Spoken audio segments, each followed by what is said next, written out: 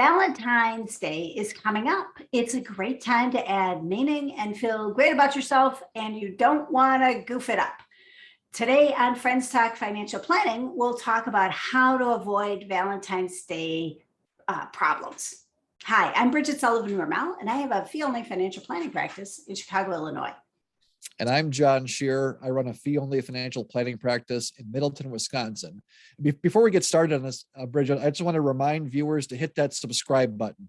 Right, by subscribing, you help us get more publicity, help other people find this information, and you keep up to date on our new episodes as they come out. So hit subscribe, and then let's get on talking. I'm looking forward to talking about this Valentine's Day giving.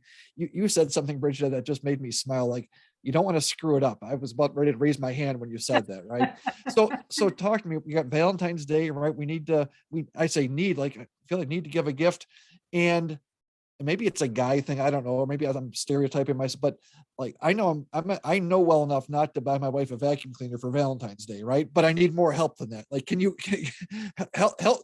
I'm using this as my personal consulting sessions. Help me out, Bridget. How do I give a better gift? Well, first of all, a vacuum cleaner might not be a horrible gift. So we'll have to talk about when a vacuum cleaner might work for I want to hear this. A gift. Okay.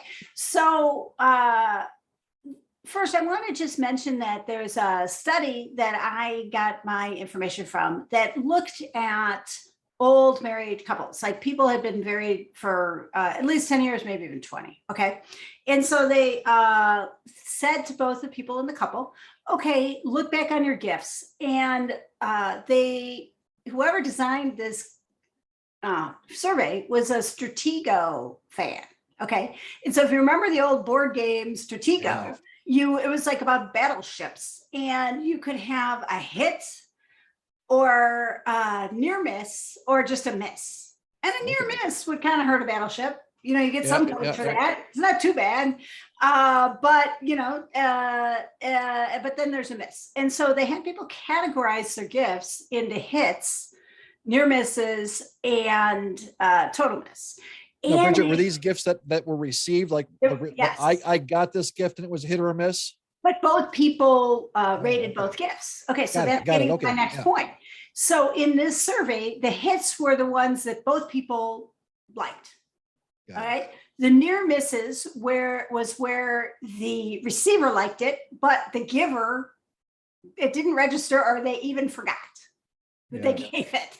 Yeah, and then you had the total misses, which we totally want to avoid, right? Okay, so that's where we want to talk about what are like hits, what are near misses, and because those are the categories we're looking for. Okay.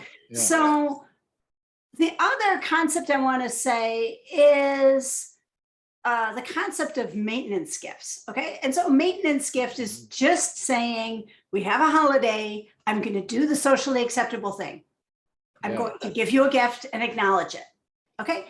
Most gifts are maintenance gifts. There's nothing wrong with maintenance gifts. So if you draw a blank, just give the maintenance gift, whatever is appropriate in your relationship. So that might be whatever you do. People box usually have a code. Right? Yeah, box candy, flour, whatever it is. Okay.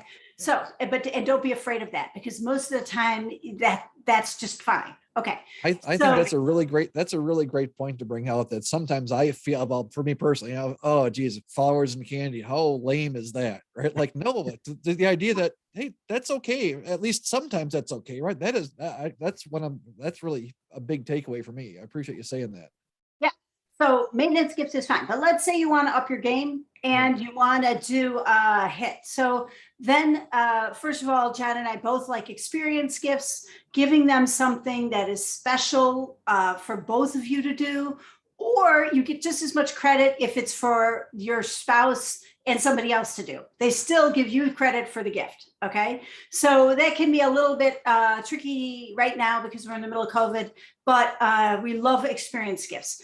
In a couple, it's also cool to do like memory gifts. So you can, or something that your spouse is the only person that might know this about you. So those very personal things those are good gifts. Again, these are up your game gifts. These are not everybody, needs all the time gifts. These are up your game gifts. Now, the thing about an up your game gift is that you worry, am I goofing this up?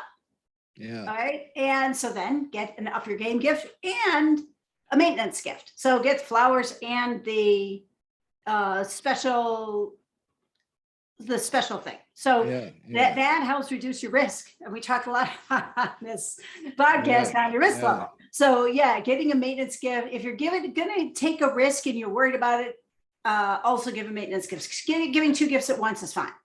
So all right. A box of candy along with the vacuum cleaner, that could be okay. Well, no, now we're going to talk about vacuum cleaner last. Yeah, start back on that vacuum cleaner one. Yeah. Okay. So vacuum cleaner, those were the near misses. Okay. So the near miss was the giver forgot about it. And the giftee thought, my spouse noticed that my printer stopped working and they bought me a new printer for Valentine's Day before I even mentioned it. And it was the perfect printer I wanted, but if I was buying somebody a printer, I'd also get some flowers. Because that is, so in those cases, what they found is the receiver remembered it and was like, the perfect, it was they were generally functional gifts received at the perfect time. Okay. And the giver forgot about it, but the receiver remembered. I was like, this perfect wrench. Awesome. This is what I was looking for. This new screwdriver, so that's when those work. One more thing to keep in mind is love language, like how much time to spend sweating over this. And there's a famous book called Love Languages, which I don't know that there's statistics behind this, but it made a lot of sense to me, is that gifts are more important to some people than other people. Some people, it doesn't measure that much. You don't get that much credit, relationship credit for it. It's more like, this is great. I love it. It's fine. But then some people really value good gifts. Like they really value the thought that went into it. And so, and it really hits a spot for them. So if your spouse happens to be one of those people where it really hits the spot for it, then spending a little extra time and trying to think about that great gift that is like a memorial gift about something special about your relationship or something special you've done before, or an experience that you can both do together and they can do with somebody else. Those are 2 suggestions. That's great. I'll tell you 2 takeaways. I already mentioned one of them, Bridget, earlier, was just the idea of a maintenance gift is okay. That was really significant for me to hear that, and hopefully our audience, some viewers, take that away too. And the other thing was, and of course I, joking about the vacuum cleaner, right? Getting back to that, but the idea that something that's practical in the right setting and combined with a maintenance gift, like it's not completely inappropriate to do some of those sort of things. That helps me to think about it in a different way. So I really appreciate some of that insight. And with that, that's probably a good spot to wrap up here. I'm Bridget Sullivan-Ramel, and again, I'm in Chicago. I've got a family financial planning practice, and we are both members of ACP, or the Alliance of Comprehensive Planners, which is a not-for-profit group of tax-focused, comprehensive financial planners across the country. That's right. And so if you like the things that you hear on our show, take a look at acplanners.org to find an advisor in your area. And don't forget to hit subscribe. And with that, until next time, Bridget. It's fun.